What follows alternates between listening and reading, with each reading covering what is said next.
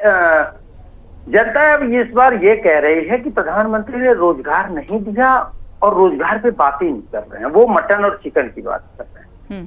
100 दिन में महंगाई कम करने की बात करते थे, पेट्रोल, डीजल, अरहर दाल, केरोसिन सब कुछ इतना महंगा हो गया, गैस तो 3 गुना हो गया, किसानों की जो खाद और कृषि उपकरण थे वो भी 3 गुने हो गए। किसानों की आय दोगुनी करने की बात करते थे, आय आधी हो गई क्योंकि कृषि उपकरण और बीज, खाद ये सब 3 गुने हो गए, बिजली का बिल 3 गुना हो गया।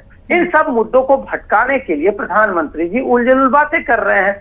अब आ जाते हैं इस पे कि हमारे अलायंस पार्टनर में क्या है। भाई देखिए, ममता जी हमारे साथ अलायंस में थी, उन्होंने नहीं किया, नहीं हुआ सीट शेयरिंग, अब वो अपना लड़ रही हैं, हम अपना लड़ रहे हैं।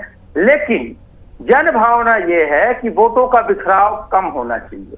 जन भावना ये है कि गरीब के बेटे को 5 किलो चावल की लाइन और अमित शाह के बेटे को बीसीसीआई, ये अब नहीं चलेगा। इस बात के खिलाफ भ्रष्टाचार इस कदर है कि भैया इलेक्टोरल बॉन्ड पैसा आप दो और ठेके ले जाओ।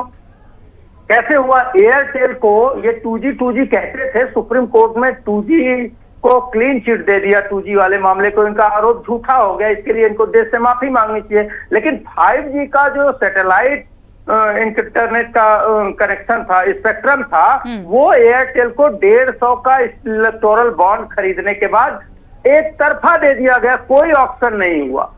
ये क्या है? तो ये भ्रष्टाचार प्रधानमंत्री मोदी जी ने खुद फैलाया है और ये खुद भ्रष्टाचार में आकंठ डूबे हैं।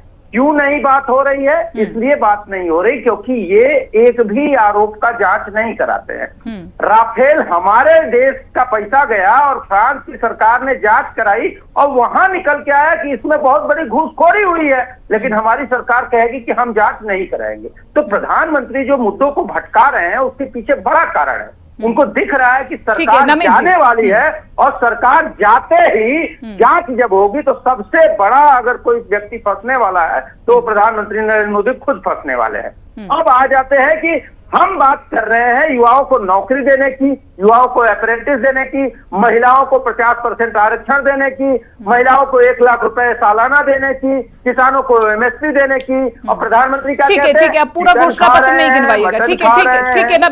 देखिए है क्या कि भाजपा के साथी से आपने पूछा कि आप जांच अपनी नहीं कराते हैं, उन्होंने क्या कहा?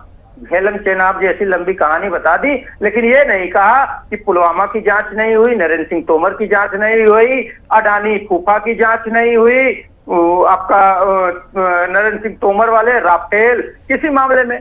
और जो जिनको मोदी जी भ्रष्टाचारी बताते हैं उसी को तुरंत शामिल कराते हैं और उसको क्लीन चिट दिला देते हैं। प्रफुल्ल पटेल, नारायण राणे, छगन भुजबल, हेमंत बिस्वा शर्मा, अजीत पवार, एक से एक नाम है। परिवारवाद और भ्रष्टाचारियों की बात करते हैं, जिनके ऊपर परिवारवाद का आरोप लगाते हैं, जिनके ऊपर भ्रष्टाचार का आरोप लगाते हैं, उस सबको भाजपा में शामिल करा लेते हैं।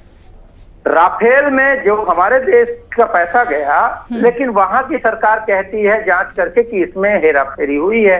देश के पैसे का हिसाब होना चाहिए कि नहीं? एक मामला पुराना है बोफोर्स, जिसपे इन्होंने आरोप लगाया था, 33 साल उसकी जांच चली थी, उसमें क्लीन चिट मिली थी। सुप्रीम कोर्ट ने कहा कि बेमतलब की जांच हो रही थी, इसमें कुछ नहीं था। लेकिन क्या JPC से जांच राफेल की नहीं हो सकती?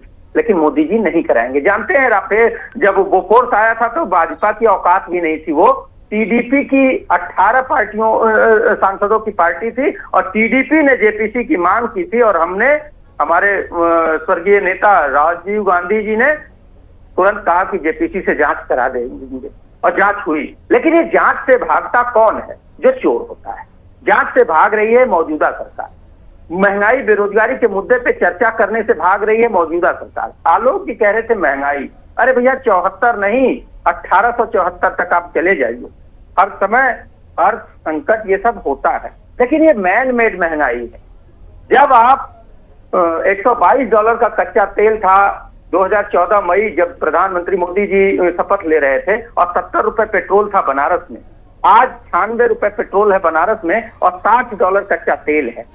तो ये पूछा जाना बनता है कि क्या कारण है कि जब क्रूड ऑयल का दाम आधा हो गया तो पेट्रोल का दाम 1.5 गुना कैसे हुआ। और जब डीजल और पेट्रोल की महंगाई बढ़ती है तो हर भाड़े किराए के साथ पब्लिक के ऊपर महंगाई का बोझ पड़ता है। ये मैन मेड महंगाई है, ये वो महंगाई नहीं है जो कि समय समय पर बढ़ती रहती है।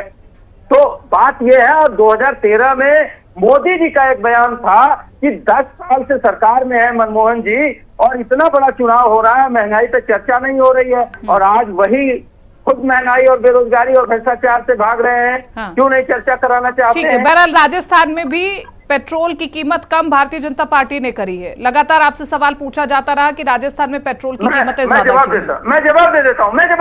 एक जो पेट्रोलियम का एक डिपो जो था राजस्थान में, उसको बंद किसने किया?